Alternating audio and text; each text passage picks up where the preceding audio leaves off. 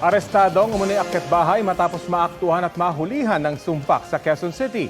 Ang kanyang panig sa balitang hatid ni James Agustin. Nagtangka umanong magnakaw kaya inaresto ng pulisya ang 20 anyos sa si Marvin Trinidad sa Cubao, Quezon City. Naudlot ang kanyang balak dahil naaktuhan siya ng security guard. Nung aktong paakyat doon sa gate ng bahay, nakita ito ng bantay. So sinigawan ito. Kung sinigawan, nakuha yung atensyon ng nagpapatrolya nating pulis. Sinigawan rin siya para uminto at napakilala silang pulis. Ngayon nakilalang pulis, tumakbo pero nahuli rin. Nakuha mula sa sospek ang isang sumpak na kargado ng mga bala. Ayon sa pulisya, dumayo pa sa Quezon City mula Marikina si Trinidad para gumawa ng krimen.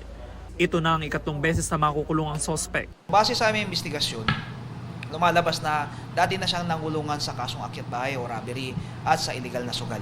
Sa korte ko na lang po ipagtatanggol yung sarili ko. Marap ang sospek sa reklamong resistance and disobedience upon an agent of person in authority at paglabag sa Comprehensive Firearms and Ammunition Regulation Act. James Agustin, nagbabalita para sa GMA Integrated News. Kapuso, alamin ang maiinit na balita. Bisitahin at mag-subscribe sa GMA Integrated News sa YouTube.